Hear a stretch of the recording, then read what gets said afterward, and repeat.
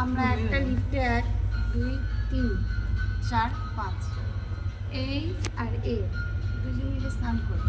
আর আমরা ওই সমুদ্রের ছবি তুলতে চললাম ভোরবেলা, এখন বাজে 5টা সানরাইজ। তো দীঘায় এটা আমাদের শেষ দিনের ব্লগ।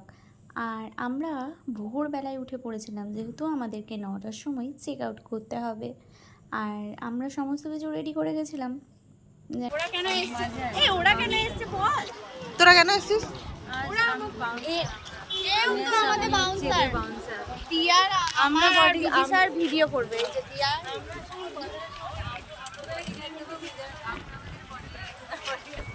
আর কিছু ভোরবেলায় এত ভিড় ছিল যে বলার বাইরে। আর মানুষ কিন্তু ভোরবেলা থেকেই স্নান করতে নেমে পড়েছিল। আমরা গেছিলাম শুধুমাত্র ছবি তুলবার জন্য, আর স্মৃতি আর শ্রাবণী দুইজন মিলে নেমেছিল স্নান করবে বলে। তো ওদের মনের ইচ্ছাটাও তো পূরণ করতে হবে। তো আমরা স্নান করিনি, আর আমার স্নান করার ইচ্ছা ছিল না, ওদেরও ছিল না, তাই আমরা নামিনি।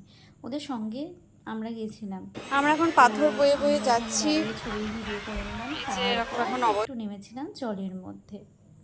ইচ্ছা হচ্ছিল আরও একদিন থাকি, কিন্তু আমাদের ট্রেন রিজার্ভেশন হয়ে গিয়েছিল, তাই আমাদেরকে ফিরতেই হতো। বেশ ভালো লাগছিল, বেশ 2 দিন মজা করে কাটালাম, আর অনেক জায়গা ঘুরলাম, খুব আনন্দ ওই হয়েছে। দেখো ওরা এখন কোন পাতারে ঢুকে গেছে তার নেই ঠিক।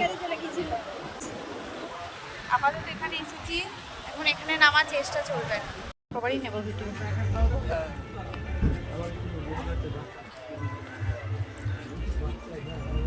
दुखी आत्मा यहाँ पे, ये एक दुखी आत्मा দুঃখী আত্মা।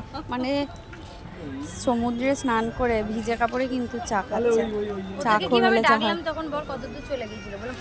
এসেছিলাম রুমে, আর তাড়াতাড়ি স্নান টান করে রেডি হয়ে আমরা নিচে নেমে পড়েছিলাম। এবার আমরা কিছু ব্রেকফাস্ট করে তারপর বেরোবো ট্রেন ধরতে।